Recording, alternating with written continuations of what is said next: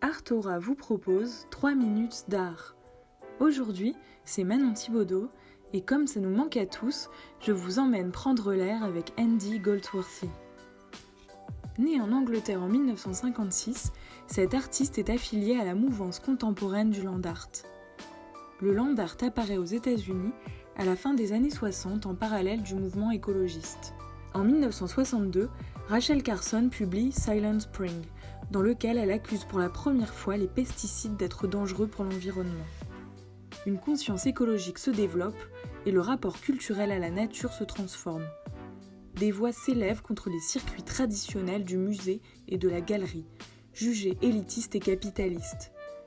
Ce qui réunit ces artistes est l'utilisation de la terre comme médium et sujet de la pratique artistique. Mais paradoxalement, c'est l'exposition Earthworks à la Douane Gallery de New York en 1968 qui en marque les débuts. Après ce premier land art américain, des figures telles qu'Andy Goldsworthy au Royaume-Uni vont renouveler les pratiques. Nous allons essayer d'en comprendre les caractéristiques avec lui. Tout d'abord, l'œuvre renonce au statut d'objet. Elle devient le paysage même sur lequel elle est créée. Goldsworthy n'utilise que des matériaux naturels trouvés sur place. Il travaille sur des formes qui rappellent les motifs préhistoriques, symboles de fécondité. Serpentine, spirale, cairn. Il souhaite, contrairement au land art américain, se faire le plus discret possible et travailler en harmonie totale avec la nature. L'œuvre nécessite une implication physique, de la part de l'artiste dont le travail de recherche et de collecte quasi scientifique vont permettre la conception, et du spectateur, car s'il souhaite contempler l'œuvre in situ, il doit se déplacer en temps et lieu impartis. Le processus de création fait désormais autant œuvre que la finalité de celle-ci. C'est l'attitude qui fait œuvre et qui fait forme. Chaque geste compte. Andy Goldsworthy recommence des dizaines de fois son travail avant que cela aboutisse à la forme souhaitée. La nature agit librement sur l'œuvre. C'est la topographie qui la fait apparaître et disparaître. L'artiste pense que les éléments naturels sont vivants et évoque un flux qui coule autour du monde. L'éphémérité de l'œuvre est son trait principal. Goldsworthy explique que le soleil est souvent l'élément qui donne et retire la vie à ses œuvres. Le recours à d'autres médiums pour en garder une trace est essentiel. Photographie, vidéo ou croquis préparatoires.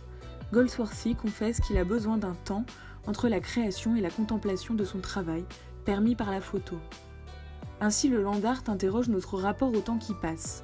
Il y a la temporalité de l'œuvre elle-même dans le paysage, destinée à retourner à la terre, et celle des documents qui l'entourent et l'inscrivent dans la pérennité muséale. Andy Goldsworthy raconte « L'une de mes premières œuvres a été réalisée sur une plage en 1976. 2 fois par jour, la marée montait et je recommençais. J'ai compris une chose avec ce travail.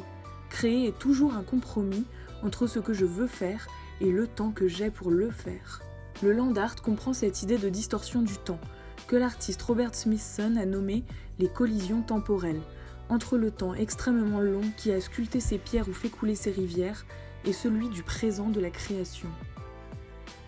De son adolescence à la ferme, Andy Goldsworthy est resté marqué par l'impact de l'agriculture sur le paysage. S'il accorde tant de soin à ne laisser aucune trace de son passage, c'est pour témoigner de ce changement entre un temps où la nature était perçue comme menaçante à un temps où c'est nous qui menaçons la nature. Nous sommes entrés dans l'ère de l'Anthropocène où tous les paysages sont porteurs des stigmates de l'activité humaine.